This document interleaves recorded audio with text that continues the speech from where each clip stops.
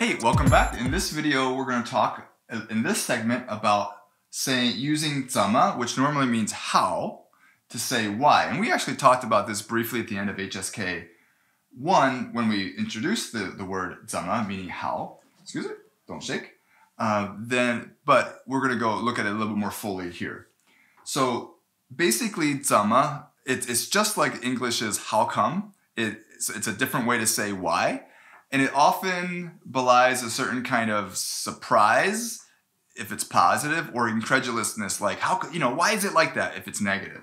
So here's a negative example, or like an unhappy example. 他怎么还 so he, why, or how come 还 still 没还给你 has still not given it back to you, has still not returned it to you. So how come he hasn't returned it to you?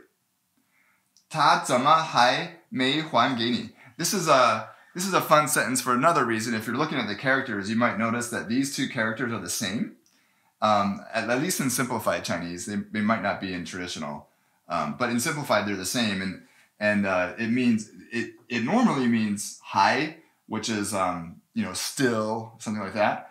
But it also means huan. It has two pronunciations, and of course, if you're familiar with that, it's not too difficult to figure out which is which here because of the structure of the sentence. 他怎么还没还给你? Okay, so that's one example. Here's another one. And here we'll see 怎么这么 put together. And it's a very common thing. And it sounds fun too because it's 怎么这么, 怎么这么, 怎么这么. So you can say that like, with a little bit of like 怎么这么, 怎么这么. There you go. Now, what does zama mean? We actually have a video on this coming up in HSK 3, I think, that talks about zama and nama. And it is saying this and that before an adjective. Just like in English, we might say, I can't believe it's this cold. So when you want to say this, not this thing, like we just talked about zhe and na, with a measure word, it's this cold, like an adjective. So, 这么冷, and you cannot say zěnme. You have to say zěnme. You can't say zěnme. And you can't say neme. You have to say nama. Okay, so 你怎么这么不高兴? What does that mean? You, how come this 不高兴? Unhappy. So how come you're so unhappy? How come you're this unhappy? That makes sense? 你怎么这么不高兴? And here we have a positive example. This is from All Set Learning. If someone says this to you, good for you. 你的汉语怎么这么好? Your Chinese, 你的汉语怎么这么好? Why is it, or how come it's this good? 你的汉语怎么这么好? That would be wonderful. Also, I'm going to take a moment to point out, I may have already in a different video, I don't remember. In case you are scratching your head about me and my pinyin, I do not try very hard to differentiate whether the words are, like if one word, whether the pinyin is written together or separated. I just kind of go with whatever I feel at the moment. I don't really care. I probably separate things more than I put them together, but sometimes I put them together. So like zama, I could have written them together, more like I did up here. I could have put them together, but I didn't, because with characters, there is no separation. So there's no point to rely on that sense of like, oh, I know that this is a word together, and that's I just kind of write it however I want. Sometimes they'll show up together. If I write 中国, I might write 中 and 国 together as one word, or I might separate them because who cares? It's just a free-for-all. And that tone is wrong. That should be fourth tone right there. 高兴. Also, I'm not super careful about my tone marks. So third tone is usually pretty clear. But first tone, it might go up or down a little bit because I'm not being super careful to make it completely flat. And also my ups and downs might be hard to tell sometimes. But hey, that's why we have dictionaries. If you can't tell, look it up. But yeah, I just wanted to point that out in case you're confused about the spacing of the words, that I'm not consistent with it. And I don't really feel the need to. Okay, that's it. We've got asking why with zama.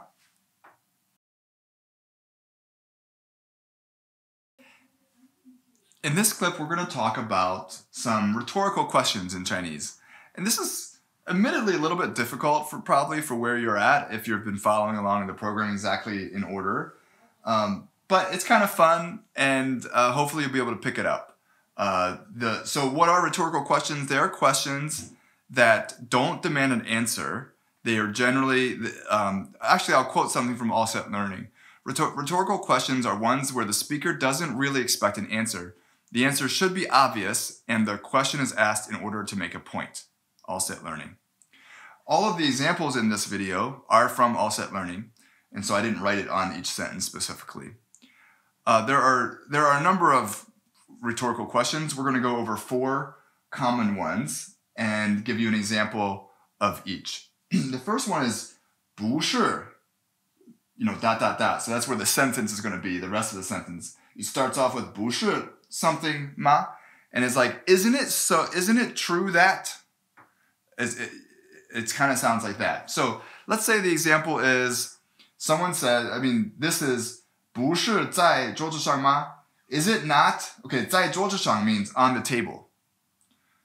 So something is, so the retort, or the rhetorical question is 不是在桌子上吗? So the question could have been, where is my cell phone? Where is my cell phone?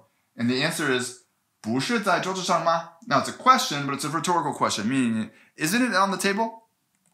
Like, so the point is, I think it's on the table. Or, isn't that where you left it? Or something like that. Does that make sense? So, isn't it on the table? 不是在桌子上吗? And so that's one way. It's a 不是 ... ma. Another one is 能 ... ma. And this one is, 能 means to be able to, or possible, or have ability to. But let's say it's probably usually possible here.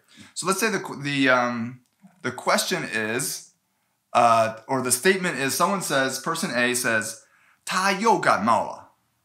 You don't probably know what that means, but it means he's got a cold again. He's got a cold again. And the person may respond with this. 他每天穿的都很少. Oh, I forgot some pinyin there. That's okay. 他每天, he every day, 穿的, wears, the amount of clothing we're talking about, 都很少. Every day, 都很少. Very, very little. Very few, very little. 他每天穿的都很少. So he wears very little every day. Or every day he wears very little. And then, here we come to the 能 ma part. 能不感冒吗? Is it possible, 不感冒, to not get a cold? Ma? Does that make sense? So the point is, the guy wears too little clothing every day. Could he not get a cold? Like, is it possible that he would not get a cold? And the point is, of course he's going to get a cold because he wears too little every day. Does that make sense? So that's a 能 ... ma. Is it possible that something would not happen? Or it could be in the affirmative. Is it possible that that could happen? And the answer is obviously no. Okay, and here we have some more things. We have 怎么会. This is the zama that we just talked about, meaning how. Or how come, rather. How come. Hui here is not the hui as in to know how to do something. It's the hui as in will, or for something to be, true, or something like that. So let's say the question is, or the statement is, I got your email. I got your email. And the boss says, 那你怎么会不知道? That means, in that case, 那 means in that case, you, how come, would not know? How come you wouldn't know? Okay, so that's basically, so in that case, then how come you wouldn't know? Or how come you don't know? Something like that. I think how come you wouldn't know would be maybe a more direct translation, though how come you don't know might be the way we would actually say it in English. So this is kind of pointed, like how come you don't know in that case? So how come it is that way? It's, I shouldn't put that down. We have another one. And then this one is 谁让你? Now this is 谁 means who. 让 means to make or to cause you. There's a whole video on causative verbs in HSK 3 coming up in the future. But 谁让你 means, so who made you? Now let's say the example is someone says, I can't find my keys. And then the person retorts, 谁让你不放在包里? Who caused you or who made you not put it in your bag? So in other words, like, so who made you make that dumb mistake, right? Now that sounds pretty rude. I don't know about you, but that sounds pretty rude to me. And it is kind of rude. But the truth is people actually talk like this, especially when they're really familiar with each other. They start throwing like little jabs, you know, when in your family and stuff like that. So sometimes rhetorical questions just have that feeling of where they're a little bit rude, they're a little bit pointed, they're making a statement like duh, but not always, of course. This one, 不是在桌子上吗? Could be very kind. It's like, isn't it on the table? Something like that. Or it could be like, is it on the table? Duh. You know, it could have a different feeling to it. Okay, rhetorical questions. I hope that makes sense. Have fun trying to create some dialogues. You probably won't get them 100% right, but have fun with it and give it a shot. Try to make some of these more fun sentences.